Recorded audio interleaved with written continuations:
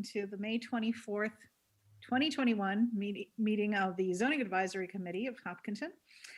I will go ahead and read the remote meeting script. Good evening. This open meeting of the Hopkinton Zoning Advisory Committee is being conducted remotely, consistent with Governor Baker's order of March 12th, 2020, due to the current state of emergency in the Commonwealth due to the outbreak of the COVID-19 virus. In order to mitigate the transmission of the COVID-19 virus, we are complying with the executive order that suspends the requirement of the open meeting law to have all meetings in a publicly accessible physical location. All members of public bodies are allowed and encouraged to participate remotely. The executive order, which you can find posted with agenda materials for this meeting, allows public bodies to meet entirely remotely, as long as the public body makes provisions through adequate alternative means to ensure interested members of the public are provided reasonable access to the deliberations of the meeting. Ensuring public access does not ensure public participation unless such participation is required by law. This meeting will feature public comment, but no public hearings. For this meeting, the Zoning Advisory Committee is convening by video conference via Zoom app as posted on the town's web meeting calendar, and the committee's agenda identifying how the public may join. Additionally, the meeting will be broadcast by HCAM TV. And please note that this meeting is being recorded and that some attendees are participating by video conference. Accordingly, please be aware that others may be able to see you, and take care not to screen share your computer. Anything that you broadcast may be captured by the recording. Hello, everyone. Hello. Do we have a quorum? Hi, Curtis. Oh, I have to do a roll call vote. Roll call attendance. Okay. Ron. Ron Foisey, present. Sundar. Sundar Subramanian, present. Madhu. Madhumita Chandrasekhar, present. Rachel. Rachel Rawson, present. Curtis. You're still muted. Curtis Smithson, present. There we go. Thank you. And Mary Larson Marlowe is present. And John. Okay, there we go. And John, present. Oh, Ted, you just joined. Ted, can you say whether you're present or not? I am also present. Thank you very much. All right, Ria will not be able to join us this evening. And our agenda covers conversions of residential property and duplexes. These are conversions of residential property is like the most blissfully short bylaw I've ever seen. And then duplexes is, normal, long. And John, can you possibly screen share the comparison chart that I did? Do you have that handy? Otherwise, Yeah, I don't think I downloaded it, so let me download it and I'll share it. Okay, that sounds good.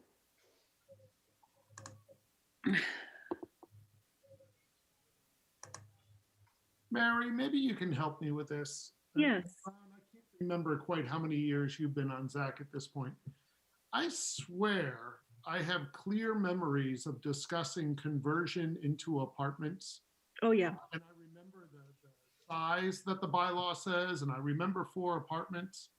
But I have a clear memory of the owner of the property needing to occupy one of those, at least that being a discussion in ZAC. We And were I thought it was discussing agreed that. upon in ZAC. Did the planning board reject that? Did that all die? Did it lose at town meeting? I can't remember. I don't think it ever made it as far as town meeting. That was the first year I was on. It was either 4 or 5 years ago. Huh. And I recall those discussions as well. And I do not believe we ever came to any conclusion that Oh. made it further, or else it made it to planning board and then got voted down there, because I don't think it ever made it to town Okay. meeting. But I'm not crazy that that was a discussion. I Yeah. didn't make that part up. Oh, no, that was definitely true, because, and that's why I thought it would be helpful to have this chart. Obviously, we have just made some changes to the accessory dwelling unit bylaw, which is 210-126. And and that was, those are, you know, the zones allowed, those are, it's in residential zoning. It's either new or conversion. It actually doesn't have a maximum units, but it's kind of assumed in the wording, you know, that we didn't change, but that was there originally, that it's one extra dwelling unit.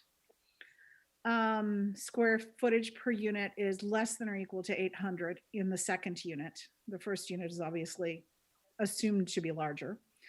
And owner occupied, I believe, you know, I was reading through all of the different bylaws related to this, and I believe it very specifically states that it's owner occupied.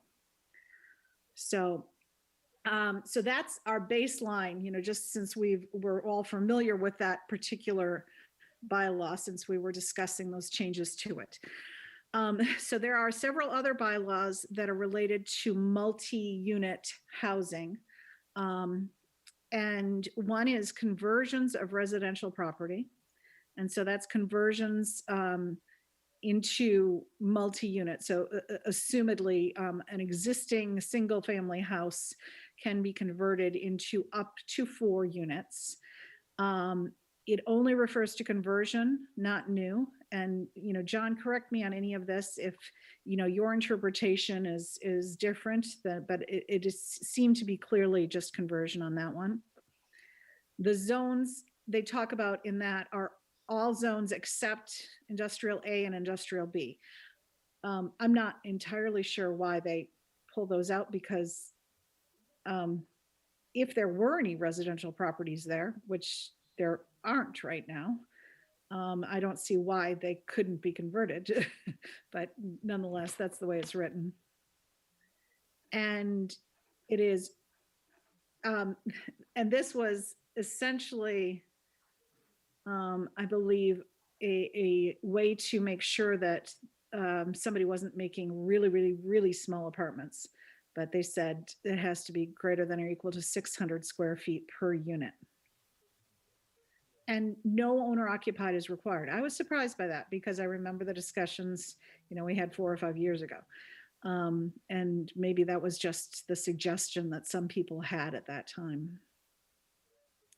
So, and duplexes. Duplexes are, it specifically mentions just in residential A, B, and agricultural zones. And it would be only for new. And the maximum number of units is 2, but one of them has to be designated as affordable. And so essentially duplexes is, the bylaw is written just to provide affordable units in town when we need affordable units in town. Because there's other parts of the bylaw that talk about, you know, this can't be allowed by the zoning board of appeals unless the town is below the 10% required by 40B. I didn't write down the 40B chapter, what, paragraph X or whatever, but so that's an interesting thing too. So that's really not, you know, broadly applicable for new construction.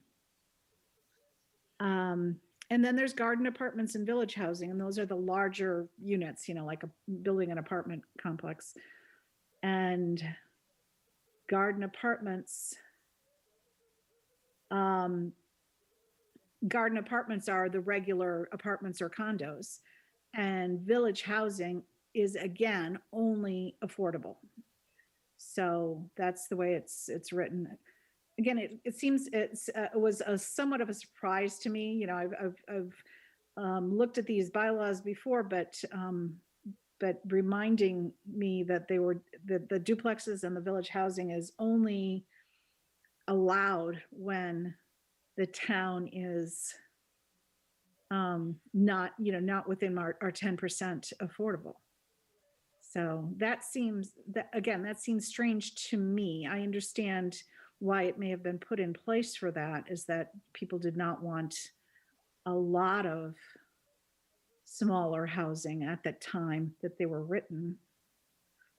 But it's So, that, so sorry, Mary, is that your way of saying that because we are at or beyond the 10% threshold, this may not apply?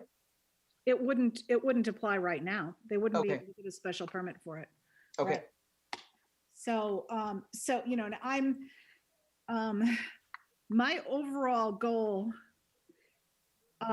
in looking at these is to expand the diversity of size in housing and expense in housing, and not necessarily just to satisfy the state requirement for affordable housing units, but to make it, a more socioeconomically diverse community. Whether or not the town as a whole, shares those goals is for them to decide when the town meeting comes up. but that's my goal in bringing these forward again and for us to discuss. So from my perspective, having the duplexes and the village housing as only affordable units is not necessarily where we want to be. We want to have more flexibility in general with the ability to build housing that is more affordable. So, okay. So through the chair, Yeah. one more thing to think about, not necessarily tied to this, but kind of with the Housing Choice Initiative at the state level, Mhm. Towns that are designated as MBTA communities, which Hopkinton is one, are going to be required to have a zone that allows for 15 units per acre by right within half a mile of a train station. So in Hopkinton, that's a very small portion of town, and it's Yeah. up by the Southborough train station. Yeah. And so So that has been enacted? it has, but I mean, again, it's more of a carrot than a stick type of thing. Mhm. Can't get housing choice funding or benefits from housing choice unless you enact that. So you don't have to do it, but you also then don't get to have the benefits of the housing choice program if you don't do that. So it, very summary review of that area, and it's basically like the Carbonis property. I was going to ask where it is. It's Okay, I basically was there. speculating it would be Lincoln Street. Yeah, there's a very, very small portion of land in Hopkinton that would be covered by that half-mile buffer. And maybe they'll have better guidance for towns like Hopkinton in the future that have such a limited area, because there's no actual MBTA train station in town. Mhm. So maybe that'll change for towns like Hopkinton, but as of right now, that will be required for housing choice. Okay. John, Yes. I realize you don't have a map of it or anything. Does it? I just don't know where it is. It probably does not include the new development that the planning board was maybe approved, talked about up there in that corner of town as well. The long Off of Lincoln cul-de-sac. Street, right? Is it Lincoln Street? Lincoln. Yeah. It Dear Rich. does. Yes, that's outside of that half It mile. does, but here, I actually did make a map. I'm gonna Because I share wonder if that my map. somehow would impact that new development. It does, but it's not that you have to have, so I guess I should clarify. It's not that you have to have a development that does that. It's that you have to have zoning in place that allows for that. Mhm. So you could theoretically zone, this is the Carbonis property right here. Can you see my cursor? Yeah. Yeah, so this is the Carbonis property right here. And that's me just north of it. Ah, There you go. So this is what Ted was talking about. It's these two pieces of property. Yep. Um, So we could Mhm. technically designate an Yeah. overlay district right in that area. yeah, I mean, you could technically have this area be an overlay district, and these are all single family homes. What are the chances of those getting developed that way? But there is the opportunity then of somebody buying all these houses and then knocking them down and then putting up, a development there. So, I think you can't just kind of throw an overlay district on there and just assume that nothing's going to happen. I think there does need to be some thought going into it, but Carbones might be the right place for something like that because it's vacant at this point. It's probably not going to have that much of a traffic impact into town because everyone's going to be going this way out of town. Mhm. It's a larger lot, so just something to think about. But I just want to make that pointed out because we are talking about multi-unit housing, and this is going to be significant multi-unit housing. And John, we're definitely not within a half mile of the Ashland train stop. No, because it might not even show up on this map. I did do an analysis, but we're not within it. Yeah. And it's not bus stops. It's not those like smaller things. It's stations basically. So if we had a bus station, that would be another thing, but bus stops don't count. So like the bus stop down by the Muse or Windsor at Hoggington doesn't count. Okay. All right. Okay. So I'm just going to call on people and put them on the spot, but thinking about the multi-unit housing again, initial thoughts Now, on, I have a quick question before we Yeah. do that. go ahead. I'm looking at your summary. I did not, well, I can't find your summary now, but I didn't go back into the bylaws to look. Every time you wrote residential, is that residential A, residential B, and lakefront residential? This is exactly what those bylaws said. It just said in residential districts. That's all it said. So it didn't specifically list. Is the assumption that that excludes the agricultural district?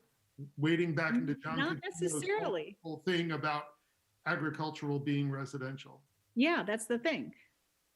Since it didn't specify RA, RB, whatever, it could easily be interpreted as, oh, that includes agricultural because we have residential in agricultural.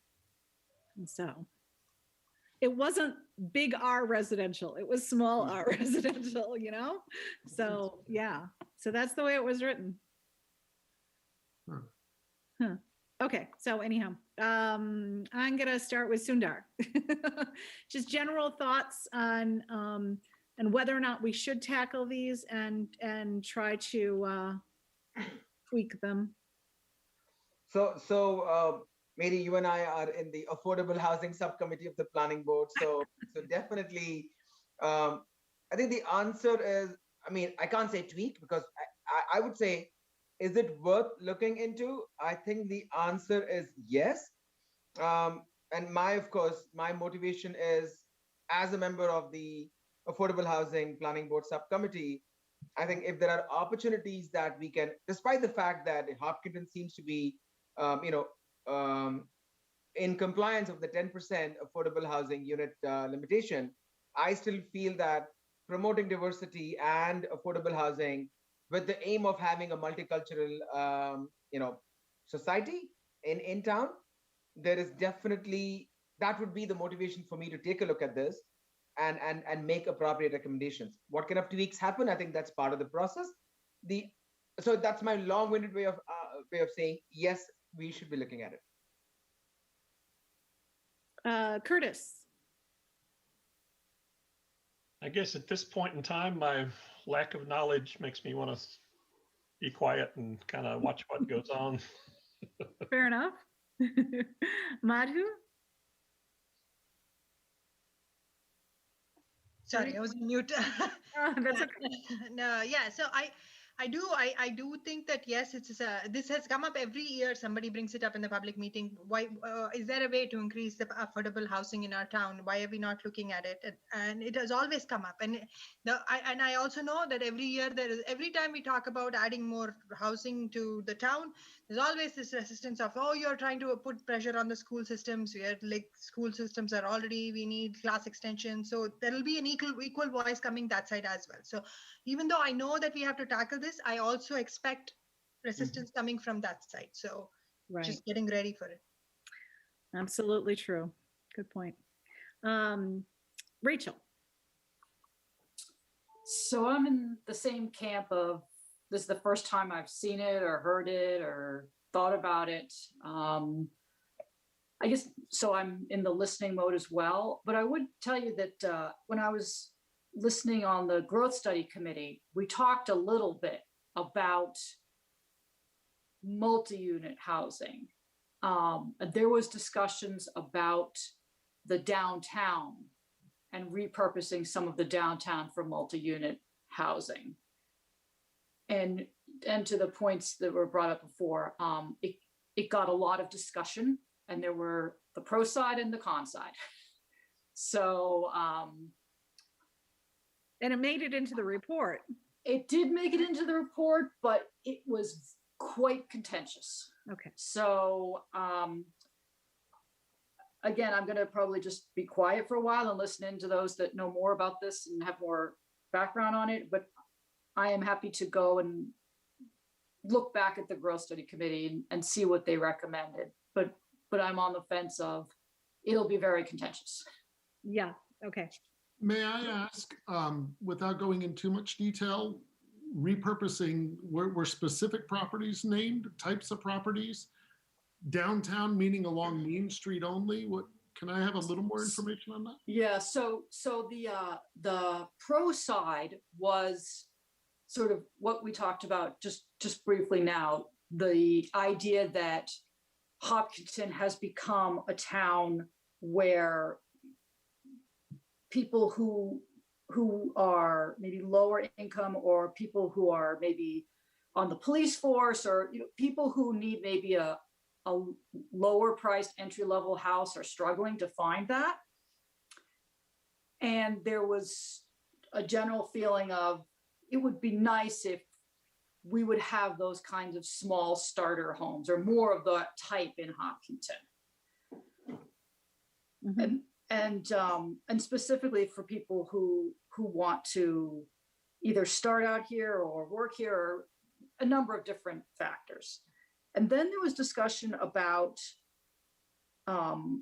generally being a community that has a bit more of a diverse, from an economic perspective, more diversity economically. And then there was talk about the downtown, the Main Street area, as having space on Main Street for possibly large multi-unit types of housing, or converting the housing into more of a multi-unit type of housing. And then there was the other side, which you just described, the anti that, which is there's too much traffic already in Main Street, and that's why we're doing the Main Street Corridor project, and we don't want to add to that, and we it's going to be it's going to attract people with more children, and therefore it's going to put stress on the schools, et cetera, et cetera. That was kind of the tenor of the discussion. And the focus was on Main Street in terms of location. But I think the general conversation about having more economic diversity was across the town. Does that help? It does, but my question is, so does that mean add apartment units on top of Hopio, more of those kind of things? Or was it Well, taking no the one will mansions on say the other that. side and making them apartments?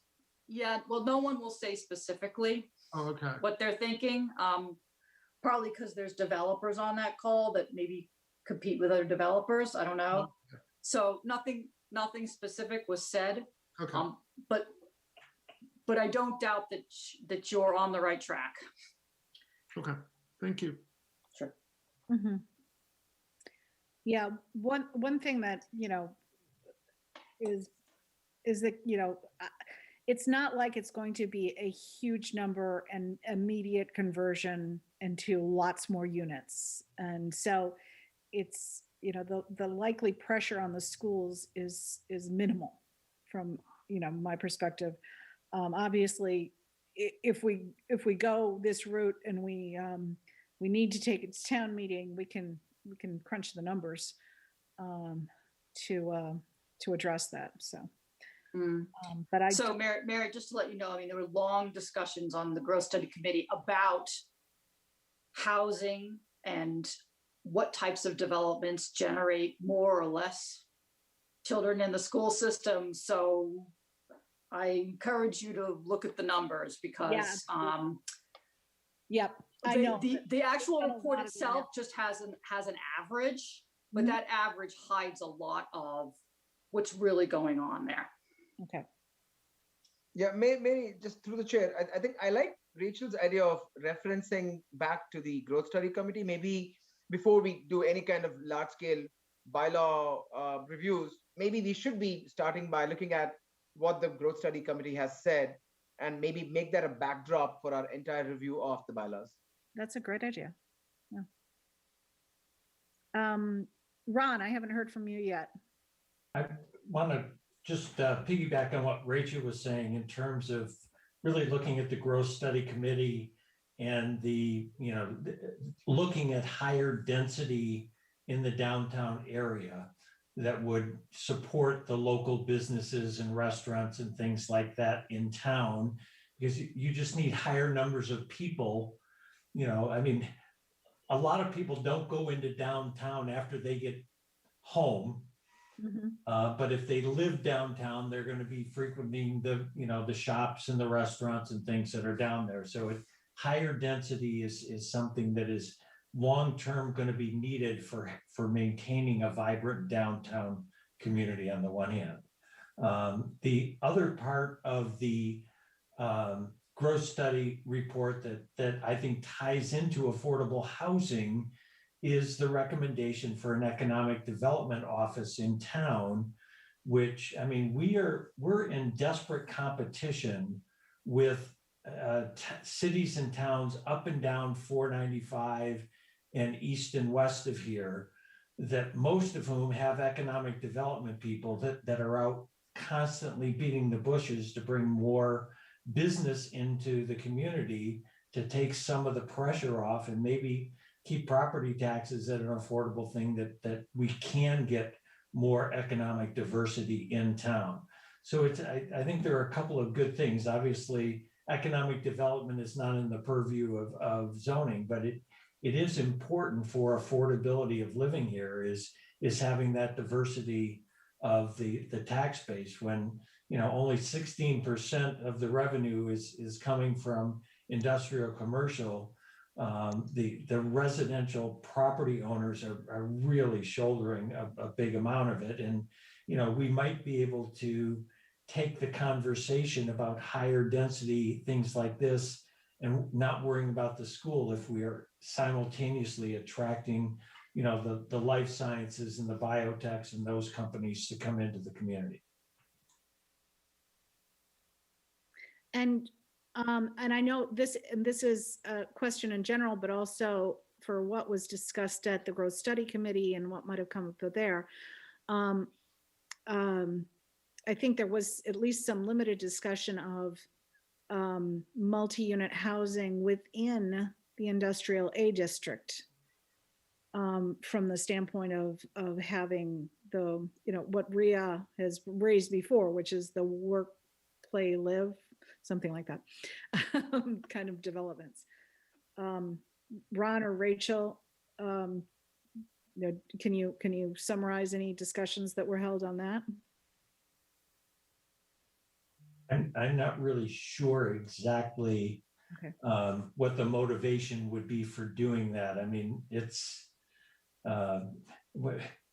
we've had plenty of discussions on this group of saying we really want to get more of the Lichen Biosciences and those companies here.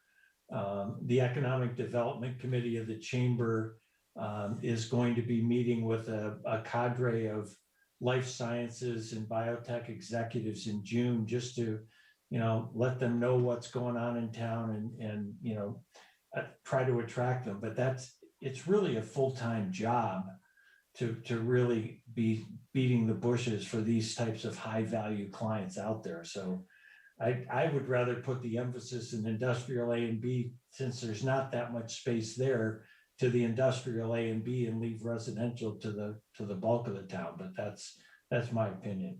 Okay. Rachel, do you remember any discussions about that and different, various opinions on that?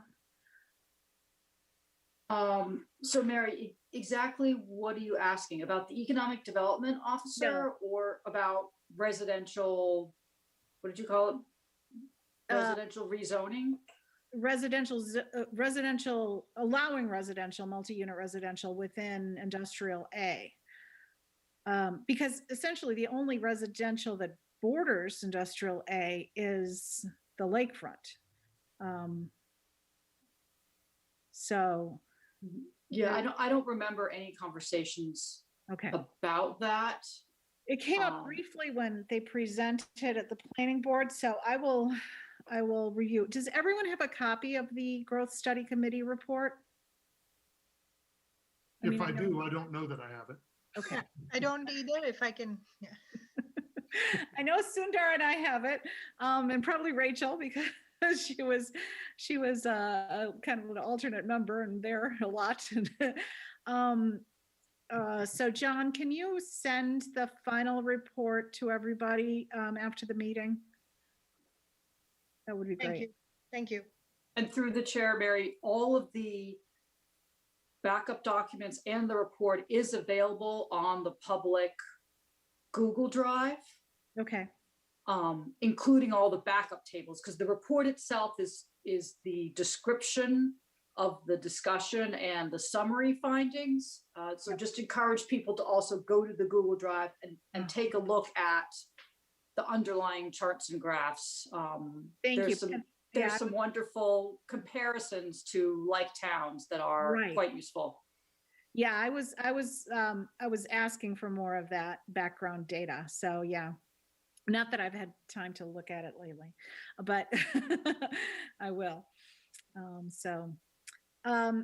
Just looking at this chart too, it seems that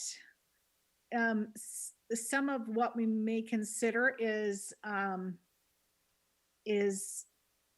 even in the 2,500 square foot range per, so basically, more starter homes, so eliminating this top out at 1,800, which is in the duplexes, and really looking, well, actually the conversion of residential properties, they do say greater than or equal to 600, so it can be higher, but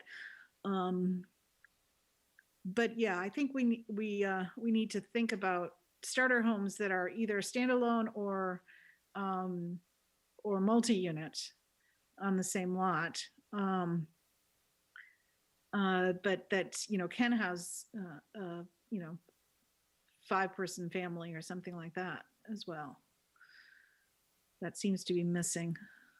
Mary, I don't think you ever swung around to my thoughts. Maybe I asked so many questions you thought I had contributed. Please go ahead. So I am fully on board with trying to find ways to make our town affordable to first-time home buyers, to lower income residents. I'm 100% on board with that. And I think I asked a question when we were talking about changing the open space development stuff about, can we find a way to make these more affordable?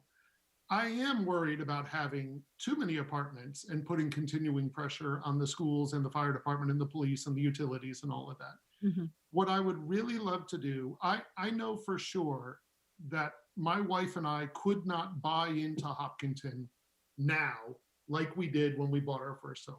We couldn't afford it at all. And I would love to find ways to make sure that we have or keep first-time home buyers affordable single-family homes with their own lots.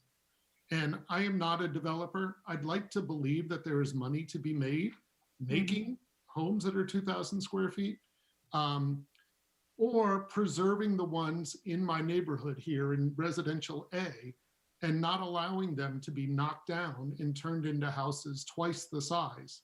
The Historic Commission has some teeth if it's a historic home to prevent demolition. But even that is, I think at this point, 18 months. And then at the end of 18 months, the homes can be knocked down. And they run into, with regularity, buyers who buy the home and immediately apply to have it knocked down because it just isn't going to work. It's just not big enough for them. And I feel like that is one way we are getting rid of affordable housing in our town, in eliminating the stock of first-time home buyer homes. And if there was a way to add teeth to what the Historic Commission does, to give them a little bit more, and I don't know if that's our job, but I think it's part of a bigger discussion, so that some of the smaller homes along Grove Street, my street, or on Church Street, or on Maple Street crossing over, if they can be preserved, that would be a way also to ensure that we have more affordable homes instead of just building new affordable homes Yeah. and allowing the current ones to be knocked down and made unaffordable. Yeah. Through Oh. the chair, just to go comment ahead. on. So again, this is probably getting into the discussion itself, but a question for Ted is, so inherently, wouldn't it be more affordable to build apartment complexes and have that to be at a lower price point than single family home with its own lot? I mean, I know, Ted, you clearly said your definition of an affordable home would be its own property with its own lot. So is that one of the challenges that we would be, faced with as to what is the right definition of affordable house? Does it have to come with its own lot, or could it be essentially, a multi-story apartment complex with? I think multiple units? I think my answer is I would like to have a mix. So I'm not against apartments, but I think that we did add a whole bunch of apartments in the last few years.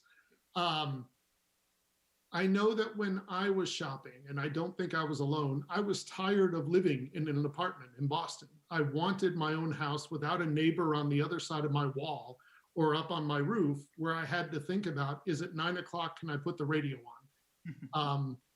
And so I think that both are important components. And I think a good way to make sure we have affordable standalone homes is don't let the ones that we currently have turn into unaffordable to new families, standalone homes. So I don't know if Ted, you know this, or if anyone else knows this, but many homes on Grove Street have been renovated in recent years. Have I they, do as well. yeah, have they added significant square footage when the renovations have been done, or Yeah. they have? Okay. Yes, yes. So, yeah, so, they've at least, many of them have been preserved, but upgraded and as you say, adding square footage. I know also that they're, much in demand. And so of course the prices are high, but But the prices go even higher if you double its square footage, which has happened to some of the lots. yeah, I imagine. Okay. Just- And I've been looking around a lot in town as we've been thinking about these types of things, and along 85, because I'm down at the southern end of 85. Along 85, there are a mixture. There's a mixture of single family homes, smaller ones, older properties, some older properties that have been converted into rental properties, some more obvious than others, that they're rental properties and they're multi-unit. It makes sense to me that, that being on a busier highway would be a reasonable place for some multi-units to develop over time. Rather than the single family homes that are, often on cul-de-sacs and so on. But 85 can be relatively busy. And yeah, so I wouldn't, I'd like to see where things have been naturally developing over time in town, and just understand kind of the layout of some of the multifamily homes, and whether or not there have been conversions or expansions and so on. So I don't know how we can do that, but yeah, Yeah. Ron? Mary, just one thing about entry-level homes and first-time buyers.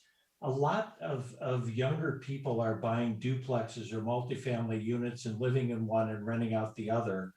And and going back to your chart, I mean, we're restricting a lot of duplexes if it's not for affordable housing. And maybe one thing that we could do is say, look, if that's your way to get into the housing market and get out of the Boston apartment is to buy a duplex and live in one unit and rent out the other one to make it affordable for you, that's a way to get into town without building a whole new apartment complex. Right. So it's just, I mean, maybe we need to see if we can take the asterisk away from the duplexes of saying this, it's only allowed for this, but open it up a little bit. So, I mean, the problem with affordable housing is not the square footage of the house, it's the cost of the lot. And when the cost of the lot is so high to begin with, a developer can't make enough money unless they put a X thousand square foot house on top of it to cover the cost of the lot and the development. So it's nice in concept, but the practicality is affordable housing when I mean $250,000, $300,000 for a lot in Hopkinton is like the standard price. You can't talk affordable when the property is that high to begin with. So it's kind of repurposing some of the existing things. That's kind of what I'm thinking. Okay. So a lot of variety of ideas. I think that we all need to spend some time on the growth study committee report for one. And I do think that there's some specific restrictions in the bylaws right now that do not allow for enough flexibility in being able to maintain homes. But at the same time, in order to encourage keeping the existing older homes and either converting them or remodeling them and keeping them affordable, that's tricky. And we're going to have to be creative and really come up with some ways, what can we do to encourage people to keep them in the affordable range? And I don't know the answer, but that's I think that's something that it's possible. It's not going to increase the housing stock a huge amount. So I think, Ron, you were alluding to that. So it should not be a big issue for the growth, and the pressure on schools and other town services. So, yeah. Well, I think this is going to take some creative thinking, and I don't know if you guys are like me, but it's like it's things that we work on in here. It's in the back of my mind, and then I'm driving through town or I'm thinking about other things, and a lot of times it just it helps to come up with concepts and ideas that might fly. And so let's do that. Let's think offline. I was going to do this when we first got in here. I would like to get a couple more meetings on our calendar. Let's see. Hey, Mary, Yeah. Mary, through the chair, one other recommendation that I have for this group, and it's something that worked really well with the growth study committee, is to have somebody who knows a lot about development come in and speak to us about development in the area. So we had various people come into the growth study committee with different expertise come in and speak at a meeting and talk to us, like town finances or whatever that specialty is. So recommendation to have, let's hear from a developer who's in the area, if we can find one or two to come in and talk to us about development and multi-unit housing, if that's possible. Okay, good. Any other suggestions on like that? Next week is Memorial Day, so soon. And the week after that, June 7th, is Planning Board. So the next potential Monday for a meeting is June 14th. Are people available? Yes. Sure. Okay.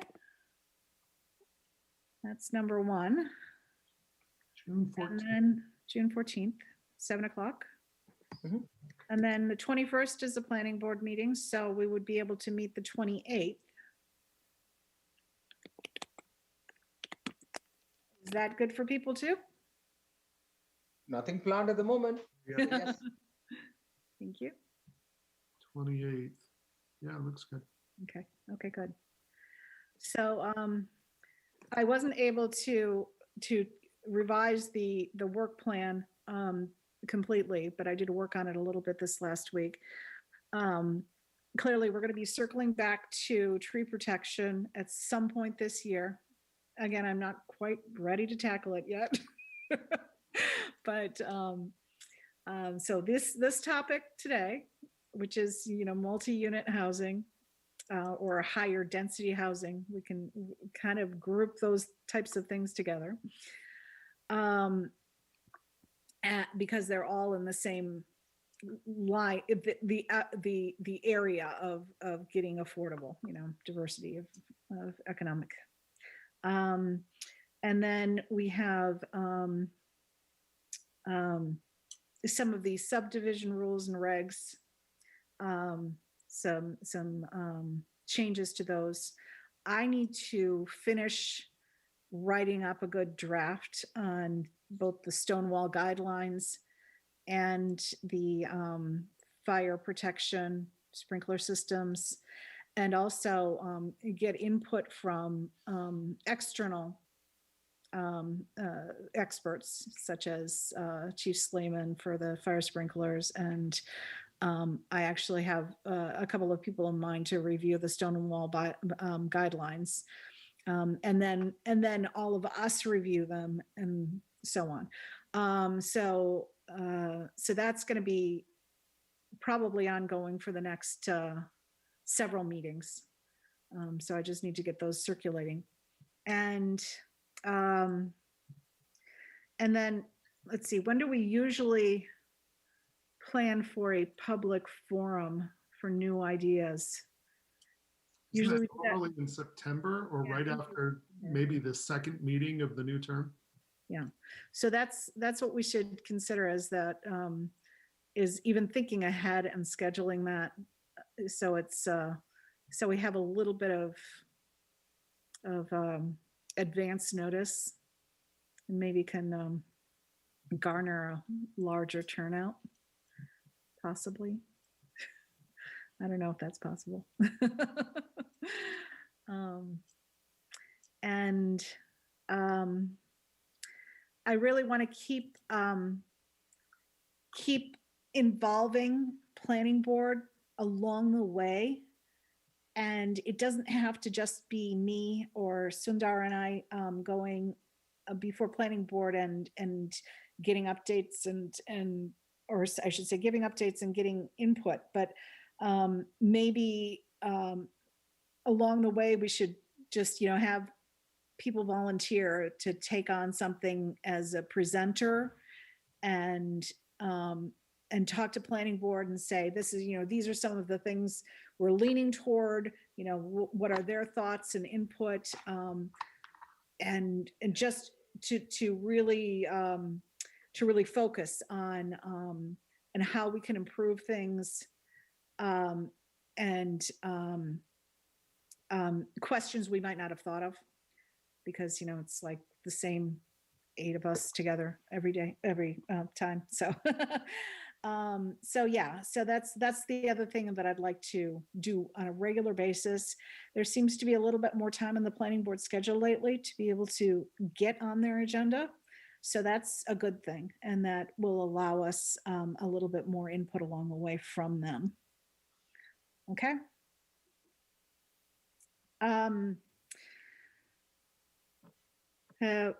Has anybody got comments on the minutes? Through the chair before that. Yeah. I just wanted to add one suggestion I had, and it's not fully thought out, but something about site plan minor amendments. Because it seems like, and I need, like I said, I need to fully bake it in my head to figure out what the issue actually is. But it seems like anytime somebody comes to me about a minor amendment to a site plan, they have to go through the whole site plan process again. And it just seems a little excessive for certain things. So like I said, I need to think about it a little bit more and maybe see what other towns do. But Okay. if we add that to the work plan, I think that might be something. Okay, that's good. Now, there was something also, John, that involved you and just educating us about, I think it's form-based zoning. Yeah. So I'll ask every once in a while, but I realize that, it's going to take some work to put together some sort of program to educate us. So, I'm not gonna give you a deadline. So, because You may want to give me a deadline because that's how I work. Okay, that's fair enough. I'm good with that. So I think it should be a presentation that happens very shortly after we reform in the fall and have the new appointments. So that could be any time in September or early October. Okay? Okay, great. Thanks. John, I have a quick question. Is there an attendance record, or is it simply going back and looking through the minutes to see attendance at SAC meetings? No attendance records. It would just be going So through. we would have to go back through all the minutes. Yeah.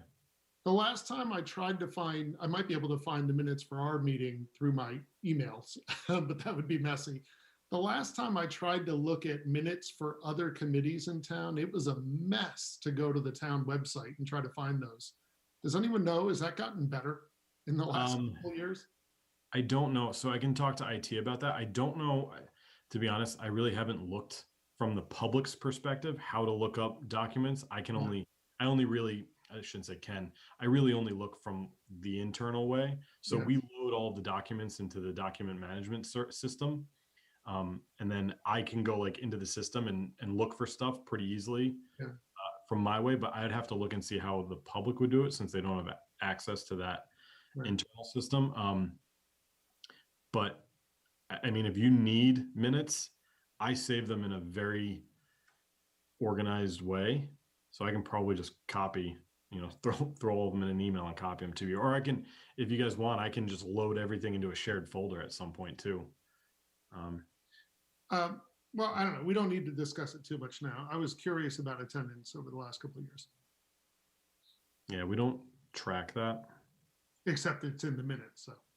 Right, but we don't track attendance. Right. Yeah. Okay.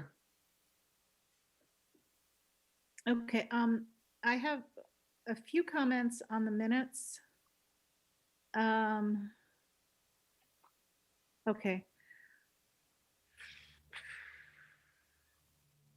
On the top of the second page, first paragraph talks about Chief Slayman, if a longer road would be acceptable. Chief Slayman, he would, I think it would be, it would be acceptable. Like it would, not he would.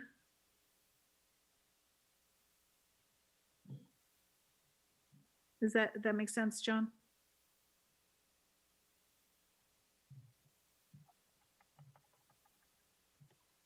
John's gone quiet.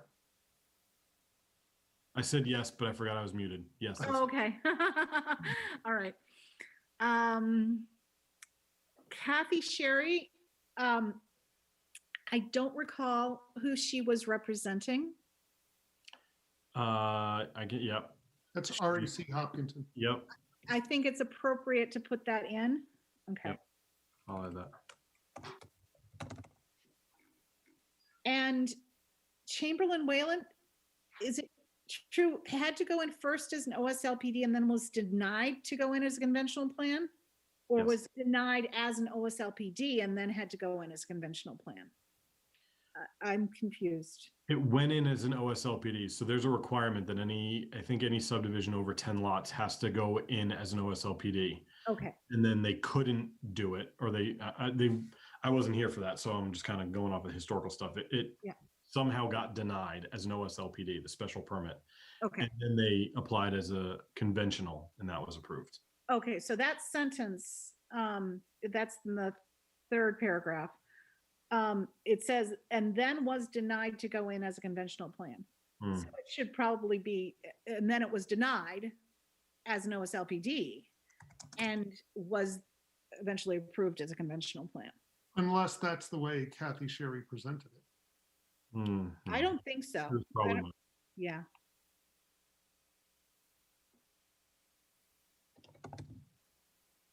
How about had to go in first as an OSLPD and then was denied as an OSLPD, comma, later to go in as a conventional plan. Okay. Good.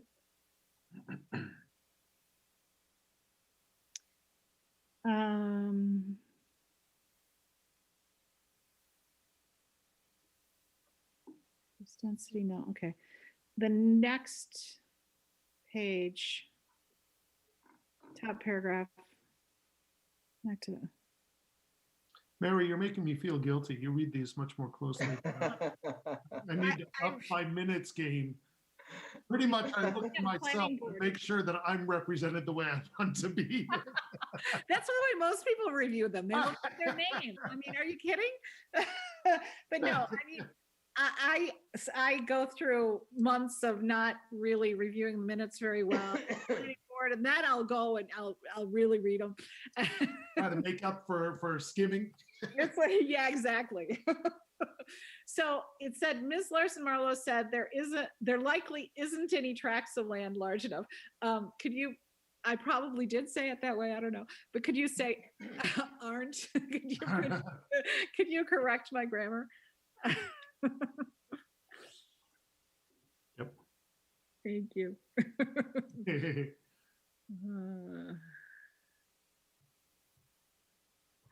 It's like when I'm quoted in the paper, which, you know, happens only occasionally, but then when they catch me in something that I indeed said, but there's a grammatical error because I was thinking one way and I said it that way, and then the end of the sentence became something else, and then, you know, then my... I seem to get quoted for Concom meetings a lot lately, and I'm always looking to see. And I think that Jerry Spar has been good and cleaned up my language a little.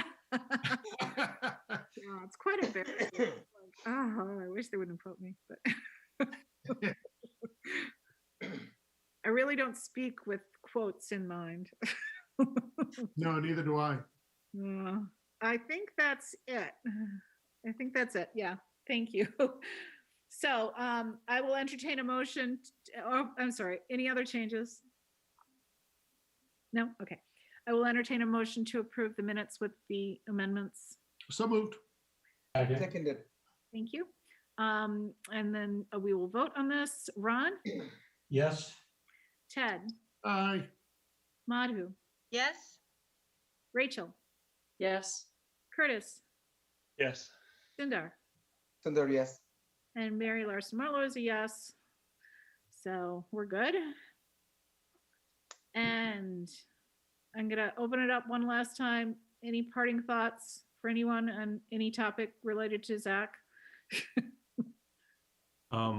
I just wanted to, no action has to be taken tomorrow, but I just wanted to give everyone a heads up. Mary, Ted, Rhea, who's not here, Ron, John, Sundar are up for seats on Zach. So, John, I just completed the application this morning and I got email confirmation. so the terms expire August 31st. So you have some Okay. time. Okay, I Yeah, heads up. completed that form today. So Elise applied like months ago to be on Zach for this upcoming term. So there is a little bit of competition. I don't see anyone on Concom begging to take this job from me. So I got a feeling I'm going to get in that way again. Yeah, I have a feeling planning board might just appoint me again. So, Same with the chamber. yeah. Okay. Thank you, John. I appreciate that. Okay, I'll entertain a Can I motion. just say this really quickly, Mary? Yeah, go ahead. We are all volunteers in town, and I think we are happy doing this or we wouldn't be here. I know I saw Ron right in front of me at town meeting. It was so incredibly disappointing to see the turnout at town meeting. That's I true. wonder if we, all of us on planning board, on Concom, on Zach, and all of us could find ways to encourage our fellow residents to engage a little more. And we have, Zach has been for years a great entry-level committee for people to join. And I think that, you know, the next town meeting's in 11 months and 2 weeks or whatever. But before then, encourage people to fill positions and see if we can get some new blood on Zach and some fresh ideas, because my ideas are way stale. So that's my parting thought. Fair enough. And as you probably have noticed over the last couple of meetings, I'm feeling very burnt out with Zach topics at the moment, which is why we're tackling like the bottom of the work plan and like doing other things for a while. But it'll come back. No, during the town meeting, me and Ria were like, if solar comes back again, that's it. We will be done. Let's make sure it passes this time. And it was like, it went through and it was like, yes. There were several people who, after the end of the town meeting, came up to me and said, okay, so if we just tweak the overlay in this way and think about this year, and I'm like, oh my God. So, yeah, it will be raised again, undoubtedly. Town meeting didn't surprise me, but it depressed me like crazy Yeah, that we had so few people turn out. it was sad. It was a cold day, Ted. So And I was told maybe right the there. 10th with was a my bad vote, idea. And I cast every vote. Yeah, yeah. okay, So anyway, fair enough. If I could share my perspective, being at Hopkinton Town Meeting and then missing Westboro's Town Meeting the next weekend because it was also on a Saturday. You know, life just gets in the way of a lot of people, and I don't know how to fix that because my wife would kill me if I was absent 2 Saturdays in a row. You know, and Oh, I didn't realize that you were a resident of Westboro. Is that so? yeah, Oh, okay. he So, can't you know- afford Hopkinton. I can't afford Westboro now either. But you know, I think the same problem exists in every town, and I don't know if I've heard people in Westboro talk about potentially going to a representative town meeting format and see if that would actually change attendance, because then you'd have, you know, required attendance of the representatives, and then people would feel like they're represented rather than have to do it themselves. I don't know, but it is not a Hopkinton specific, that I'm sure all of you are aware. It's not a Hopkinton specific issue, and Isn't, just out of curiosity, isn't the whole concept of annual town meeting more of a New England concept? It's so archaic that only New England has this anymore. The rest of the nation has moved away from actual participatory democracy, right? I mean, isn't That's okay? true. We're nowhere close to doing that, are we? I mean, I don't think so. I mean, okay. but I can get into a whole philosophical argument that Ted could probably correct me everything on. But you know, New England in general, knowing people from outside of New England, going to school outside of New England, people don't view government the same way that people in New England view government. Okay. A lot of people, I mean, you see this in national politics. A lot of people are distrustful of government, and that's Sure. not a thing in New England as much, because I feel like people in New England are involved in government from the ground up. Mhm. And even if they don't participate, Even They if they know- don't, they have the ability they to have the participate, ability to. Yeah. and the transparency is there. When you go to a town council or a city council and there's 5 members making the decisions for everybody, you don't feel like you have the type of pull that you might as a town meeting member. Right. So, There was that's just Athens, and then there was New England. That's it. True. So I personally don't see it changing, because I think people like that, but Mhm. So far, I've lived in Mississippi, Louisiana, Oklahoma, Michigan, Connecticut, Illinois, and now Massachusetts. And Massachusetts seems much more involved with local government than anything I've seen in any of the other states. Yep. And I can say the same about Wisconsin. Town meeting was, the town gets together and decides what to do. Well, that's just not. I know. Quite strange. Anyway, I didn't mean to derail us. I just wanted to throw it out there. I mean, to just play devil's advocate, I mean, the town meeting, because of its low turnout, could turn out to be a tyranny of the minority over the majority also, right? Not, yeah, so we've got to be careful about that. So anyway, so. And that's why in conversations I've had with people in Westboro, they've said, should we look into representative town meeting, where it's still, you know, a broader cross-section of town members. It's not just, you know, 5 or 7 person town council, but you have some representation, a little bit, you know, more. Right. Milford does that. Right. Yeah.